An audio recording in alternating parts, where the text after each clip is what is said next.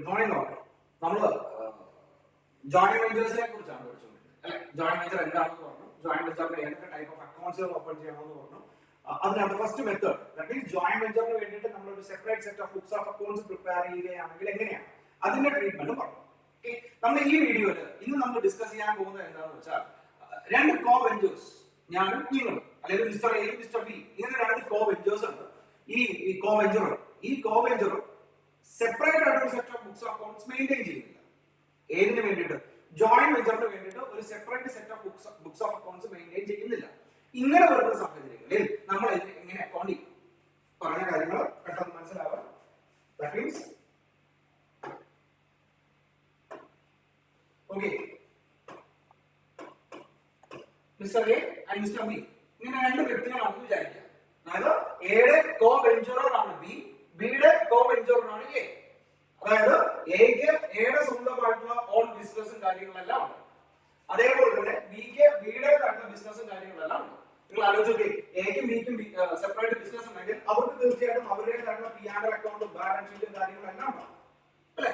അതേപോലെ തന്നെ ആർക്കും ഉണ്ടാവും, ബിക്കും പി ആൻഡ് എൽ അക്കൗണ്ടും ബാലൻസ് ഷീറ്റും കാര്യങ്ങളെല്ലാം ബിക്കും ഉണ്ടാവും. സോ ഇവിടെ നമ്മൾ നേരത്തെ പഠിച്ചത് എന്താണെന്ന് വെച്ചാൽ എ ആണെങ്കിലും ബി ആണെങ്കിലും എന്ത് ചെയ്യുന്നു? ഈ ജോയിന്റ് വെഞ്ചർ എ ബി എന്ന് പറയുന്ന ജോയിന്റ് വെഞ്ചറിന് വേണ്ടിയിട്ട് സെപ്പറേറ്റ് ഒരു set of books of accounts prepare ചെയ്യും. പക്ഷെ ഇവിടെ ഈ വീഡിയോയിൽ നമ്മൾ അതല്ല ചെയ്യാൻ പോകുന്നത്. ഇവിടെ ചെയ്യാൻ പോകുന്നത് എ ബി എന്ന് പറയുന്ന ഒരു ജോയിന്റ് വെഞ്ചറിന് വേണ്ടിയിട്ട് separate set of books of accounts prepare ചെയ്യുന്നില്ല. ദാറ്റ് മീൻസ് എയുടെ അക്കൗണ്ടിൽ തന്നെ ഏത് കൂടെ കാണിക്കും? ഈ പറയുന്ന എ ബി എന്ന് പറയുന്ന ജോയിന്റ് വെഞ്ചറിനെ കൂടെ കാണിക്കും. മനസ്സിലായോ? എയുടെ set of books of accounts എന്താണോ അതിൽ കൂടെ തന്നെ നമ്മൾ ഏതിനെ കൂടെ അങ്ങ് അഡ്ജസ്റ്റ് ചെയ്യും. ഈ പറയുന്ന എ ബി എന്ന് പറയുന്നത് അഡ്ജസ്റ്റ് ചെയ്യും. സോ ഇങ്ങനെ വരുന്ന സാഹചര്യങ്ങളിൽ നേരത്തെ നമ്മൾ 3 അക്കൗണ്ടുകൾ പ്രിപ്പയർ ചെയ്യാനാണ് പഠിച്ചത്. ഏതൊക്കെയായിരുന്നു? Joint bank account, joint venture account, പിന്നെ കോ വെഞ്ചർ അക്കൗണ്ട് അല്ലെ. അതേപോലെ തന്നെ ഇവിടെ വരുമ്പോൾ ഇവിടെ നമുക്ക് 3 അക്കൗണ്ടുകൾ വേണ്ട, 2 അക്കൗണ്ടുകൾ മാത്രം മതി. നമുക്ക് ഓരോരുത്തരുടെ പോയിന്റ് ഓഫ് വ്യൂ എന്ന് പറയാം. അതായത് ഇപ്പം എയുടെ പോയിന്റ് ഓഫ് വ്യൂ നിന്ന് ചിന്തിക്കുകയാണെങ്കിൽ 2 അക്കൗണ്ടുകൾ പ്രിപ്പയർ ചെയ്താൽ മതി. രണ്ടാണ്. First one is called A B എന്ന് പറയുന്ന ജോയിന്റ് വെഞ്ചറിന്റെ അക്കൗണ്ട് പ്രിപ്പയർ ചെയ്യണം. എ ബി എന്ന് പറയുന്ന ജോയിന്റ് വെഞ്ചറിന്റെ അക്കൗണ്ട് പ്രിപ്പയർ ചെയ്യണം. ആൻഡ് സെക്കൻഡ് വൺ എ വെച്ച് നോക്കുമ്പോൾ B co venture. So B എന്ന് പറയുന്ന കോ വെഞ്ചർ അക്കൗണ്ട് പ്രിപ്പയർ ചെയ്യണം. മനസ്സിലായോ? ദാറ്റ് മീൻസ് അതിന് വേണ്ടിയിട്ട് നമ്മൾ separate set of books of accounts prepare ചെയ്യുന്നില്ല. ഇത് തന്നെയാണ് കാണിക്കുന്നത്. ഇത് ആരുടെ ഞാൻ പറഞ്ഞത്? എയുടെ. ഇനി ബിയുടെ കേസ് ആലോചിക്കുക. ബിയുടെ ബുക്കിനകത്തും ഇതേപോലെ തന്നെ ജോയിന്റ് വെഞ്ചർ എന്ന് പറഞ്ഞിട്ട് ഒരു അക്കൗണ്ട് ഓപ്പൺ ചെയ്തു. ബിയുടെ ബുക്സിനകത്ത് എ എന്ന് പറയുന്ന കോ വെഞ്ചറുടെ അക്കൗണ്ട്സ് കൂടെ പ്രിപ്പയർ ചെയ്യും. മനസ്സിലായി? ട്രീറ്റ്മെന്റ് ഈ പറയുന്ന ആ ഒരു ചെറിയൊരു ട്രീറ്റ്മെന്റ് മനസ്സിലാക്കിയാൽ പ്രോബ്ലംസ് അല്ലെങ്കിൽ ജേർണൽ എൻട്രീസ് നമുക്ക് തനിയെ തന്നെ ചെയ്യാവുന്നതേ ഉള്ളൂ. സോ അതൊന്ന് മനസ്സിലാക്കി എടുക്കണം. മനസ്സിലായോ? ആദ്യത്തേനകത്ത് അങ്ങനെയല്ല. ആദ്യത്തേനകത്ത് നമ്മുടെ അക്കൗണ്ട്സുമായിട്ട് യാതൊരുവിധ ബന്ധവും കാര്യങ്ങളും അതിനകത്ത് കൊടുക്കുന്നില്ല അല്ലെ. അതിനെ നമ്മൾ സെപ്പറേറ്റ് ചെയ്യണം. പക്ഷെ ഇവിടെ അങ്ങനെയല്ല ചെയ്യുന്നത്. ഇവിടെ ചെയ്യുന്നത് എന്താ? ഇവിടെ അതിനെ നമ്മൾ സെപ്പറേറ്റ് ചെയ്യും. ഏതിനെ? അല്ലെങ്കിൽ സോറി, ഇതിനെ നമ്മൾ സെപ്പറേറ്റ് ചെയ്യുന്നില്ല. ദാറ്റ് മീൻസ് നമ്മുടെ ബുക്സ് ഓഫ് അക്കൗണ്ട്സിൽ കൂടെ തന്നെ നമ്മൾ ഏതിനെ കൂടെ ആഡ് ചെയ്യുന്നു? ഈ പറയുന്ന ജോയിന്റ് വെഞ്ചറിനെ കൂടെ ആഡ് ചെയ്യുന്നു. ഇനി അക്കൗണ്ട് പ്രിപ്പയർ ചെയ്യുന്ന നേരത്ത് ശ്രദ്ധിക്കാനുള്ള സാഹചര്യം എന്താണെന്ന് വെച്ചാൽ നോക്കിയേ, ജോയിന്റ് വെഞ്ചർ അക്കൗണ്ട് എന്ന് പറയുന്ന അക്കൗണ്ട് പ്രിപ്പയർ ചെയ്യുന്നു. എന്നിട്ട് നമ്മൾ ക്യാഷ് ആണ് കൊടുക്കുന്നതെങ്കിൽ അല്ലെങ്കിൽ നമ്മൾ ഗുഡ്സ് ആണ് കൊടുക്കുന്നതെങ്കിൽ അത് നമ്മുടെ ഗുഡ്സിന്റെ പേരിൽ തന്നെ കാണിക്കും. നേരത്തെ അത് നമ്മുടെ ക്യാപിറ്റലാണ് അല്ലെ. ഇവിടെ അങ്ങനെ ക്യാപിറ്റൽ ആയിട്ടല്ല, അത് നമ്മുടെ കയ്യിൽ നിന്ന് നമ്മുടെ സ്ഥാപനത്തിൽ നിന്ന് പോകുന്നതായിട്ട് തന്നെ കണക്കാക്കുന്നത്. ഞാൻ എയുടെ പോയിന്റ് ഓഫ് വ്യൂ മാത്രമാണ് പറയുന്നത്. എയുടെ ബുക്സ് ഓഫ് അക്കൗണ്ട്സിനെ കുറിച്ച് മാത്രമാണ് പറയുന്നത്. മനസ്സിലായി? അപ്പൊ ക്യാഷ് കൊടുക്കുന്നു. നേരത്തെ നമ്മൾ എന്താ ചെയ്തത്? നമ്മുടെ ക്യാപിറ്റലിൽ കൂടി അല്ലെ. നമ്മൾ ക്യാഷ് കൊടുക്കുമ്പോൾ അങ്ങനെ നമ്മൾ ജേർണൽ എൻട്രി എഴുതി ജോയിന്റ് ബാങ്ക് അക്കൗണ്ട് ഇട്ടിട്ട് കോ വെഞ്ചർ അക്കൗണ്ട് എന്ന് പറഞ്ഞിട്ടാണ് എഴുതി. അതായത് നമ്മൾ ക്യാഷ് കൊടുക്കുന്നു, നമ്മുടെ ക്യാപിറ്റലിൽ കൂടുന്നു. ഓർമ്മയില്ലേ? നമ്മൾ അങ്ങനെയല്ലേ ചെയ്തത്? ജോയിന്റ് ബാങ്ക് അക്കൗണ്ട് ഇട്ടിട്ട് കോ വെഞ്ചർ അക്കൗണ്ട്. എന്നിട്ട് ജോയിന്റ് ബാങ്കിനകത്ത് ക്യാഷ് കൂടുന്നതായിട്ട് കണക്കാക്കും, നമ്മുടെ ക്യാപിറ്റലിൽ കൂടുന്നതായിട്ട് കണക്കാക്കും. പക്ഷെ ഇവിടെ അങ്ങനെയല്ല ചെയ്യുന്നത്. ഇവിടെ നമ്മൾ ക്യാഷ് ആയിട്ടാണ് കൊടുക്കുന്നതെങ്കിൽ ആ ജോയിന്റ് ബാങ്ക് എന്ന് പറയുന്ന കോൺസെപ്റ്റ് ഇനി ഇല്ല. നമ്മൾ ഡയറക്റ്റ് ആയിട്ട് ക്യാഷ് കൊടുക്കുന്നതായിട്ടാണ് കണക്കാക്കുന്നത്. ഏതിലോട്ട്? ഈ പറയുന്ന ജോയിന്റ് വെഞ്ചറിലോട്ട്.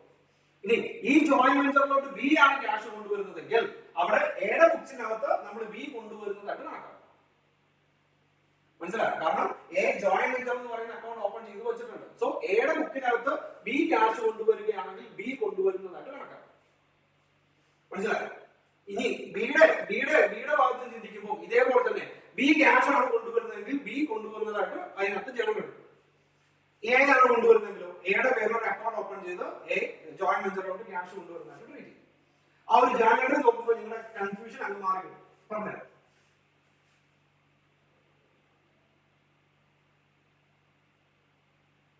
നോക്കി in the books of A and in the books of co-venture B. ബിയുടെ കേസ് അവിടെ നിൽക്കട്ടെ അല്ലെങ്കിൽ വേണ്ട, നമുക്ക് ഒരുമിച്ച് ഡിസ്കസ് ചെയ്യാം. Okay, when goods are supplied and expenses paid by A. സാധാരണ രീതിയിൽ ഞാൻ എ ആണ് വിചാരിക്കുക, അല്ലെങ്കിൽ നിങ്ങൾ എ ആണ് വിചാരിക്കുക. നമ്മൾ എക്സ്പെൻസ് കൊടുക്കുമ്പോൾ ജനറൽ എന്താ? സാധാരണ രീതിയിൽ സാലറി കൊടുക്കുമ്പോൾ ജനറൽ എന്താ? സാലറി അക്കൗണ്ട് ടു ക്യാഷ് അല്ലെ? ഗുഡ്സ് കൊടുക്കണമല്ലോ, അല്ലെങ്കിൽ എങ്ങോട്ടാണോ നമ്മൾ അത് ട്രീറ്റ് ചെയ്യുന്നത് അതിനെ അതേ രീതിയിൽ അതേ പേരിൽ തന്നെ നമ്മൾ കാണിക്കുന്നു. അതായത് okay, when goods are supplied and expenses paid by A, general joint venture account to goods to cash. മനസ്സിലായോ? അതായത് ഗുഡ്സ് കൊടുക്കുന്നതാണെങ്കിലും എക്സ്പെൻസ് കൊടുക്കുന്നതാണെങ്കിലും അത് എങ്ങോട്ടാണ് കൊടുക്കണേ? ജോയിന്റ് വെഞ്ചറിലോട്ടാണ് കൊടുക്കണേ. സോ ജാനുവരി എഴുതുമ്പോൾ നമുക്ക് എന്ത് എഴുതാം? Joint venture account to cash. അത് ആർക്ക് വേണ്ടിയിട്ടാണെന്ന് നമ്മൾ ആലോചിക്കണോ? എയുടെ ബുക്സിന് വേണ്ടിയിട്ടല്ല. ഒരു കുഞ്ഞ് എക്സാമ്പിൾ പറയുകയാണെങ്കിൽ എ എന്ന് പറയുന്ന അല്ലെങ്കിൽ എ ലിമിറ്റഡ് എന്ന് പറയുന്ന എന്റെ കമ്പനിക്ക് വേണ്ടിയിട്ടല്ല ഞാൻ എക്സ്പെൻസ് കൊടുക്കണേ. എ ലിമിറ്റഡിനകത്ത് വർക്ക് ചെയ്യുന്ന എംപ്ലോയീസിന് സാലറി കൊടുത്താണെങ്കിൽ ഞാൻ സാലറി അക്കൗണ്ട് ടു ക്യാഷ് എന്ന് പറഞ്ഞ എന്നെ രീതിയാണ് അല്ലെ? പക്ഷേ ഇവിടെ എ എന്ന് പറയുന്ന ഞാൻ എ ലിമിറ്റഡ് എന്ന് പറയുന്ന എന്റെ കമ്പനിയുടെ എംപ്ലോയീസിനല്ല സാലറി കൊടുക്കണേ. എ ബി എന്ന് പറയുന്ന ജോയിന്റ് വെഞ്ചറിന്റെ എംപ്ലോയിക്കാണ് സാലറി കൊടുക്കണേ. അപ്പൊ ഞാൻ സാലറി അക്കൗണ്ട് ടു ക്യാഷ് എന്ന് പറഞ്ഞ് എഴുതാൻ പറ്റില്ല. കാരണം അങ്ങനെ എഴുതിയാൽ അത് എ ലിമിറ്റഡിന്റെ ആവും. സോ അങ്ങനെ വരുന്ന സാഹചര്യങ്ങളിൽ ജോയിന്റ് വെഞ്ചറിന്റെ എക്സ്പെൻസ് ആയതുകൊണ്ട് നമ്മൾ ജനറൽ എഴുതുന്നു joint venture account to cash എന്ന് പറഞ്ഞ്. മനസ്സിലായോ? ഇനി നമ്മൾ ഗുഡ്സ് ആണ് കൊടുക്കുന്നതെങ്കിലോ അവിടെ നമുക്ക് ജനറൽ എഴുതാം joint venture account to cash അല്ലെ ടു ഗുഡ്സ് എന്ന് പറഞ്ഞ്. ഓക്കെ,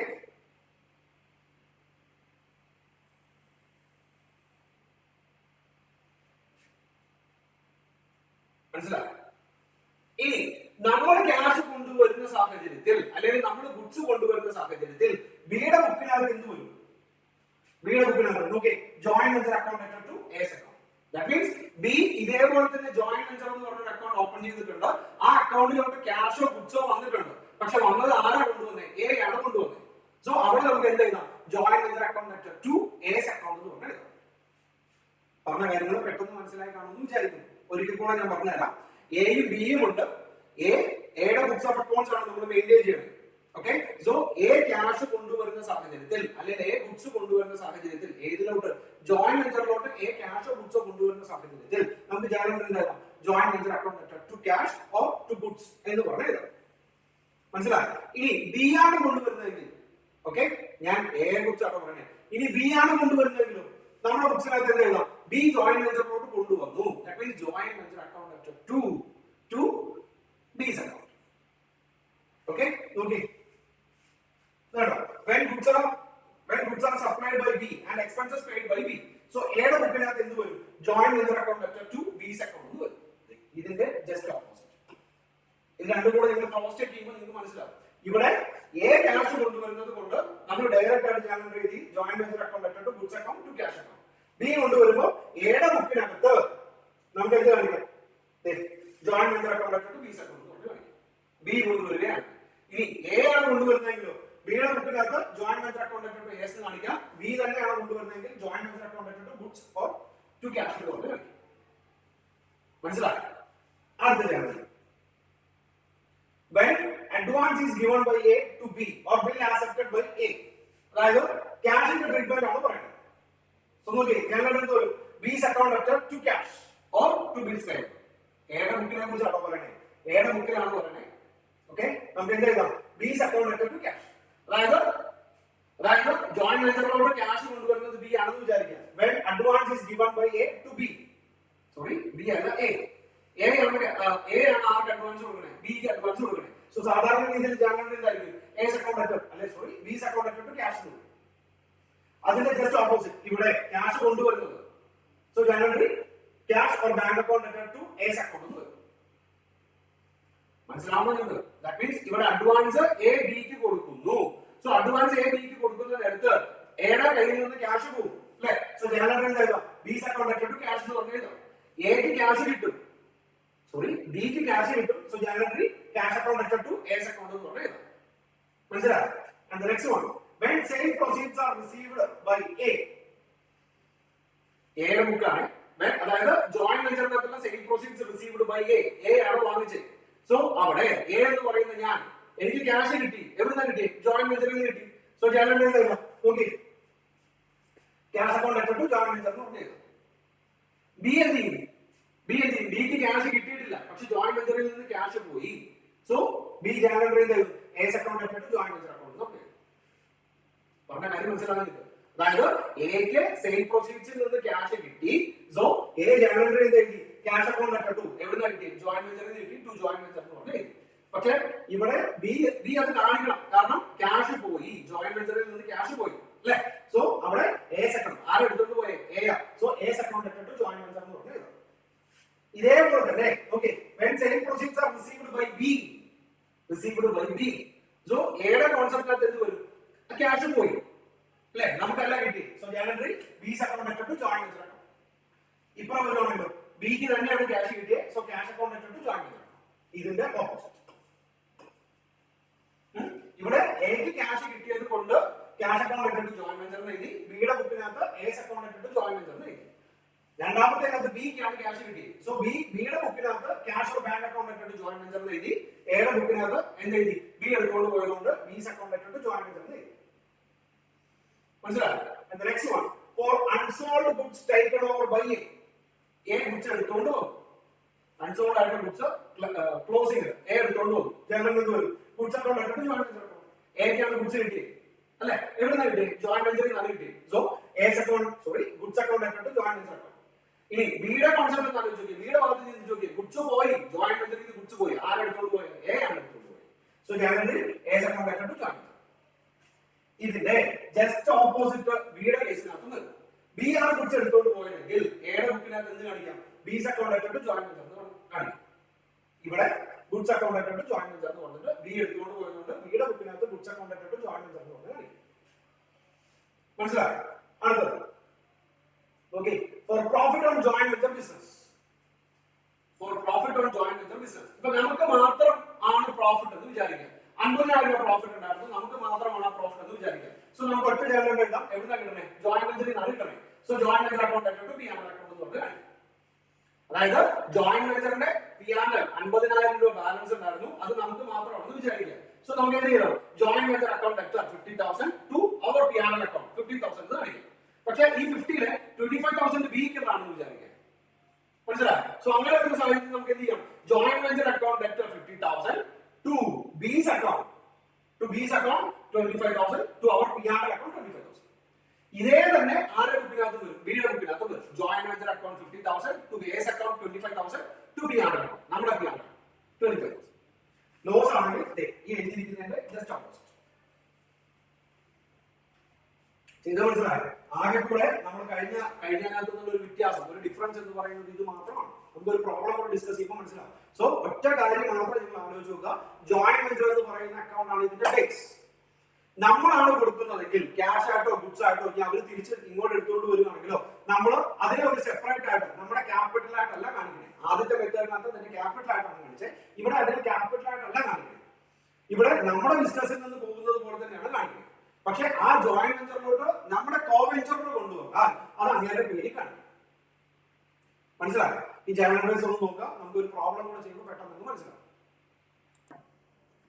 ഓക്കെ, പ്രോബ്ലത്തിലോട്ട് വരുമ്പോൾ ഓക്കെ, നമുക്ക് ഒരു എക്സാമ്പിൾ ചെയ്യാം. Anil and Udesh enter into a venture to take a job for 2,40,000. 2,40,000 രൂപയാണ് ആ ജോയിന്റ് വെഞ്ചർ അല്ലെങ്കിൽ ആ ജോബ് ഏറ്റെടുക്കുന്നത്. Provide following information regarding the expenditure incurred by them. That means അവർക്ക് അതിനകത്തുണ്ടായിരിക്കുന്ന എക്സ്പെൻഡിച്ചേഴ്സിനെ കുറിച്ചാണ് ഈ പറയുന്നത്. സോ ശ്രദ്ധിക്കേണ്ട ഒരു കാര്യം എന്താണെന്ന് വെച്ചാൽ അനിലിന്റെ ബുക്ക് വരയ്ക്കുന്ന നേരത്ത് ഒരു ജോയിന്റ് വെഞ്ചർ അക്കൗണ്ട് വരും, മുകേഷിന്റെ ബുക്കും വരും. മനസ്സിലായോ? അനിൽ കൊടുത്താലും മുകേഷ് കൊടുത്താലും ഏതിനകത്ത് നമ്മൾ അത് എൻട്രി ചെയ്യണം? ജോയിന്റ് വെഞ്ചർ അക്കൗണ്ട് എന്ന് പറഞ്ഞ ബുക്കിനകത്ത് എൻട്രി ചെയ്യണം. ഇനി അനിലിന്റെ അക്കൗണ്ട് പ്രിപ്പയർ ചെയ്യുന്ന നേരത്ത് അല്ലെങ്കിൽ അനിലിന്റെ ബുക്സിനകത്താണ് ഇത് പ്രിപ്പയർ ചെയ്യുന്നതെങ്കിൽ നമ്മൾ കൊടുക്കുന്നത് മീൻസ് അനിൽ കൊടുക്കുന്നതിന് ക്യാഷ് ആയിട്ടോ ഗുഡ്സ് ആയിട്ടോ തന്നെ എഴുതാം. പക്ഷെ മുകേഷ് ആണ് കൊണ്ടുവരുന്നതെങ്കിൽ അത് മുകേഷിന്റെ പേരിൽ തന്നെ കാണിക്കും. മനസ്സിലായോ? ഒരിക്കൽ കൂടെ അനിൽ കൊണ്ടുവന്നാലും മുകേഷ് കൊണ്ടുവന്നാലും ജോയിന്റ് വെഞ്ചർ എന്ന് പറയുന്ന അക്കൗണ്ട് സെയിം ആയിരിക്കും. അനിലിന്റെ ബുക്സ് ഓഫ് അക്കൗണ്ട്സിനകത്ത് പ്രിപ്പയർ ചെയ്യുന്ന നേരത്ത് അനിൽ കൊണ്ടുവരുന്നതിനെ ക്യാഷ് ആയിട്ടോ ബുക്സ് ആയിട്ടോ തന്നെ കാണിക്കാം. പക്ഷെ മുകേഷ് കൊണ്ടുവരുന്നതിനെ മുകേഷിന്റെ പേരിൽ തന്നെ കാണിക്കാം. മനസ്സിലായോ? നമുക്ക് ഈ പ്രോബ്ലം ഒന്ന് നോക്കാം. നമുക്ക് അനിലിനെ ഡിസ്കസ് ചെയ്യാം. നിങ്ങൾ മുകേഷിന്റെ ഒന്ന് ചെയ്ത് നോക്കിയാൽ മതി. ഓക്കെ, അനിൽ മെറ്റീരിയൽ 68,000 കൊണ്ടുവന്നിട്ടുണ്ട്. മുകേഷ് 50,000 മെറ്റീരിയൽസ് കൊണ്ടുവന്നിട്ടുണ്ട്. സിമൻ 13,000, 17,000. വേഗസ് മുകേഷ് ആണ് കൊടുത്തത് 27,000. ആർക്കിടെക്ട് ഫീസ് അനിലാണ് കൊടുത്തത് 10,000. Licence fees 5,000. പ്ലാന്റ് 20,000. സോ രണ്ടുപേരും ഇതിനകത്തോട്ട് ഇൻവെസ്റ്റ് ചെയ്തിരിക്കുന്ന എക്സ്പെൻസുകളെ കുറിച്ചാണ് പറഞ്ഞിരിക്കുന്നത്. ഇനി okay, the plant was valued at rupees 10,000. That means value 20,000 plant ന്റെ value ആയിരുന്നു. അത് 10,000 rupees at the end of the contract, and Mukesh agreed to take it at the value. അതായത് at the end മുകേഷ് അത് എത്ര രൂപയ്ക്ക് എടുത്തോണ്ട് പോയി? Plant 20,000 plant 10,000 rupees എടുത്തോണ്ട് പോയി. The contract amount was received by Anil.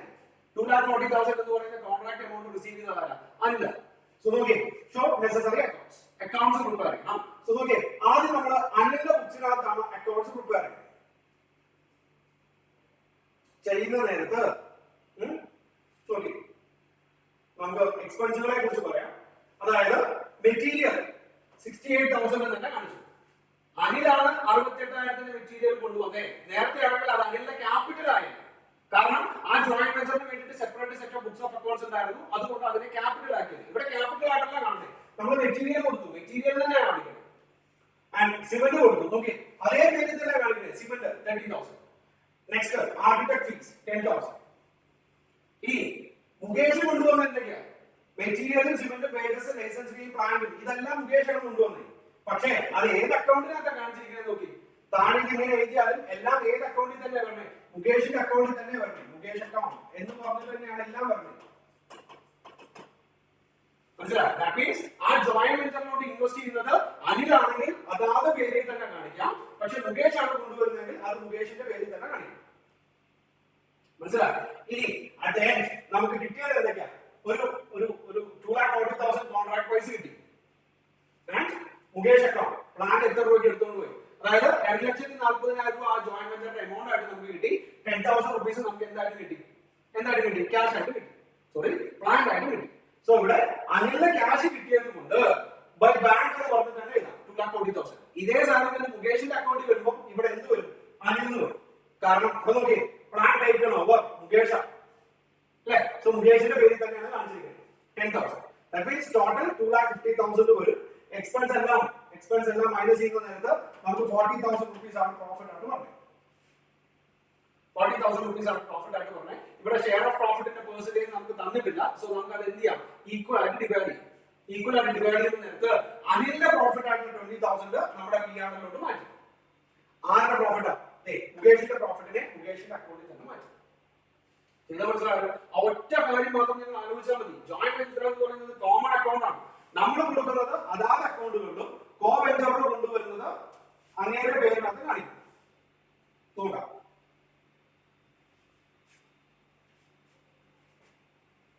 ഇനി അനിലിന്റെ ബുക്കിനകത്ത്, അതായത് അനിലിന്റെ അക്കൗണ്ടിനകത്ത് അല്ലെങ്കിൽ അനിലിന്റെ ബുക്കിനകത്ത് മുകേഷിന്റെ അക്കൗണ്ട് കയറി വരുമ്പോ ഇവിടെ നോക്കി ജോയിന്റ് വെഞ്ചർ അക്കൗണ്ട് 10,000. അതേപോലെ തന്നെ joint venture account 1,90,000, plant 10,000, balance 1,29,000 കാണിക്കും. അതായത് മുകേഷിന്റെ അക്കൗണ്ട്, മുകേഷ് ടോട്ടൽ 1,90,000 rupees ആണ് ഇതിലോട്ട് കൊണ്ടുവന്നിരിക്കുന്നത്. ഓക്കെ, ഇവിടെ പ്ലാന്റ് അല്ല, ഇവിടെ കയറി വരുന്നത് ജോയിന്റ് വെഞ്ചർ അക്കൗണ്ട് തന്നെയാണ്. ജോയിന്റ് വെഞ്ചർ അക്കൗണ്ട് 10,000 അല്ല 20,000 വരും. അത് ഏതാണെന്ന് മനസ്സിലായി? നമ്മുടെ share of profit. That means joint venture account is 1,90,000 വരും. Again joint venture account എന്ന് പറഞ്ഞാൽ നമുക്ക് 20,000 കൂടെ കാണിക്കാം. ഇത് അവർക്ക് മിസ്റ്റേക്ക് വന്നില്ല, 10,000 അല്ല 20,000. That means ഏതാ? Share of profit. That means total 1,39,000 വരും. അതിനകത്ത് ആകെ കൂടെ പുള്ളിക്കാരൻ മുകേഷ് എടുത്തോണ്ട് പോകുന്നത് 10,000 rupeesന്റെ പ്ലാന്റ് മാത്രമാണ് ആണല്ലോ. സോ ബാലൻസ് ക്യാരി ഡൗൺ എന്ന് പറയുന്നത് എത്ര വരും? 1,39,000 വരും. സിറ്റുവേഷൻ മനസ്സിലായോ? എങ്ങനെയായിരുന്നു? 1,90,000 rupeesന്റെ എക്സ്പെൻസ് കൊണ്ടുവരുന്നുണ്ട്. കൂടാതെ ജോയിന്റ് വെഞ്ചറിൽ 20,000 rupees ഷെയർ ഓഫ് പ്രോഫിറ്റ് കൊടുക്കാറുണ്ട്. അങ്ങനെ ടോട്ടൽ 1,39,000 വരും. ഇതിനകത്ത് മുകേഷ് ആകെ എടുത്തോണ്ട് പോകുന്നത് എത്ര മാത്രമാണ്? 10,000 മാത്രം. ദാറ്റ് മീൻസ് മുകേഷിന് ഇനി എത്ര കിട്ടാനുണ്ട്? 1,29,000 കിട്ടാൻ. ഓക്കെ, അടുത്തത് in the books of Mukesh. Okay, Mukesh കൊണ്ടുവന്നതിനെ ഈ പറയുന്ന പോലെ മെറ്റീരിയൽ, സിമന്റ്, ആർക്കിടെക്ട് ഫീസ് എന്ന് പറഞ്ഞു കഴിഞ്ഞി. അടുത്തത്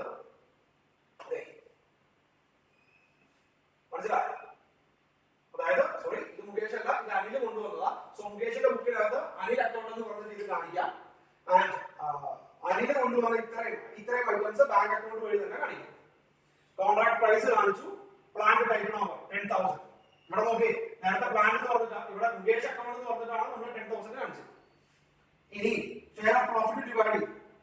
ഇങ്ങോട്ട് വരുമ്പോൾ നോക്കി, ജോയിന്റ് വെഞ്ചറിലോട്ട് കൊണ്ടുവന്നത് 91,000 മാത്രം.